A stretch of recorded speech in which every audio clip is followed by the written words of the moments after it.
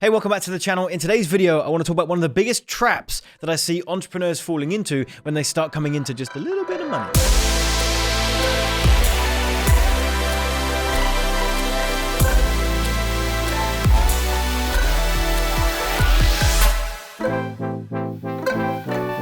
Firstly, if you're new to the channel, welcome. My name is Penberthy. I'm the founder of AdClients.com, where we help you create, launch, and scale your online courses and coaching programs, and I'm pleased you're here. I've been building businesses now online for quite some time, well over 10 years, and I've done a lot of different stuff. I've made money in lots of different ways. My companies have grown and evolved over that time. Back in the very beginning of my journey, perhaps some of you are there right now. You don't have a huge thriving company. Perhaps you're just getting some initial momentum.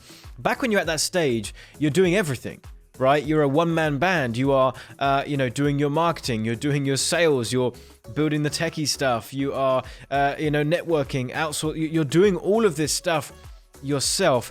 When you start to come into a bit of money, when you start to make some decent income, decent revenue, decent profit, you then have to start learning how to grow and how to scale. And something that is very popular, which by the way, is actually an important business strategy, is that when you get to a certain level of income/revenue, then you start to build a team, or you can start to pay other people to do certain tasks for you so that you no longer need to do those things. That could be someone that you've paid full-time or part-time to be on your team. That can be outsourcing design work. Let's say, again, in the beginning, you're low on cash, so you're creating your own logos on Canva, but now you realize, hey, I can pay someone $300 and they can design me a logo, because that would have taken me 10 hours to work on a logo, and my time is now worth more than the $300 over the course of 10 hours, and I could just pay someone else to do that task for me. And this is a strategy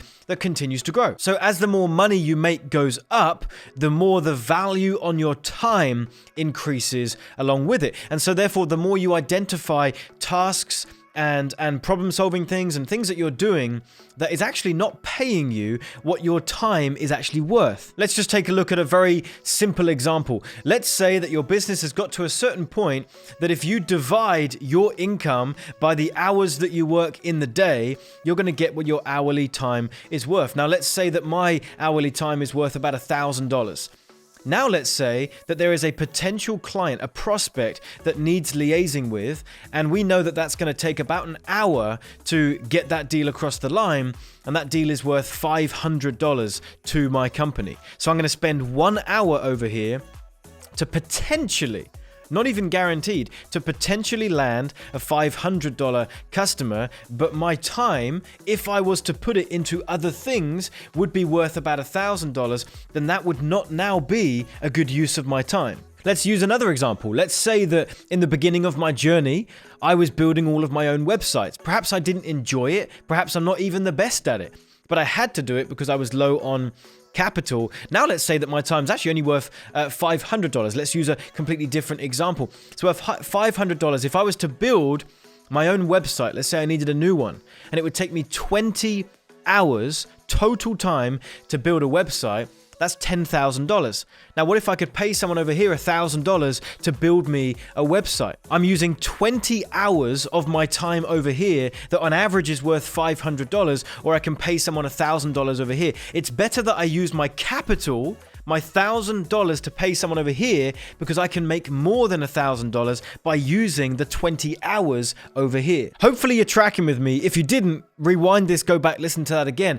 Now, this is an important principle. It's actually how you grow and scale companies. But here's the trap that I see entrepreneurs falling into that to me doesn't resonate, and I think can lead you down a dangerous path. I hear people in the entrepreneurial circuit, in the marketing industry, talking about this creeping into personal life. And I've got other videos where I talk about the difference between your work and your life balance. I even did a video that talked about how hustling, I think, is a terrible idea. Working non-stop all the time. You've got to have this balance. You've got to have a lifestyle. And what we can do is we can take that principle of not doing something that doesn't pay you what your time is worth, and we can have that creep into your home life, into your social life, and into your lifestyle. So I'm going to use an example for someone that I actually heard say this recently, and to me it was like, oh man, that just does not resonate with me one bit. He said, look, when I'm at home, with my wife and my kids, my family in the evening, there's even things that I'm doing around the house and I'm thinking, hey, I'm not going to do that job because that doesn't pay me my hourly rate. And he was talking about changing the bins, or as you guys say in the US, taking out the trash. He said that why would I go and, close the bin, wrap it up, go out the front door and take out the trash? Why would I do that when I can pay someone to come in and change the bins? And I could pay someone $10 to come in and do that. And I'm thinking, man, you've crossed over a line here to where now this is creeping into your family life and your home life. And that's a really dangerous path. For me, listen, I've built large businesses. I've generated over 8 figures in online revenue. My wife couldn't give a diddly squat about how much money I make in the business. If I come home and say, honey, I did a webinar today and I did $200,000 in revenue in 2 hours. How cool is that? She'll say, hey, that's fantastic. Now can you take the trash out? I'm going to say, yeah, no problem. I'm going to go take the trash out. It doesn't bother me in the slightest. And this rule of only doing things if it's worth your time only makes sense if in that moment you would have been working. It only makes sense if in that moment when you would have taken the trash out, instead of doing that, you're going to go to the laptop and use that 20 seconds and make what your time was worth, and you're likely not going to do that. You should be spending time with your family and friends and making memories. So anyway, this could turn into a rant, this could turn into a ramble, so I'm going to wrap this up here. But in my personal opinion, those rules, those principles make sense in business, make sense in your entrepreneurial side of your life, they make sense in your work. But I don't want that to creep too much into my lifestyle. I don't want that to creep too much into my home life. And I would suggest for a healthy balance, you would consider doing the exact same thing. So that's all I got for you today. If you agree, go ahead and give me a like on this video. Drop me a comment. Let me know if you agree. And also let me know if you disagree and let me know why. I want to hear from you in the comments box. And lastly, if you want more content like this, go ahead and subscribe to the channel, turn on the bell notification, and I'll see you in a future video.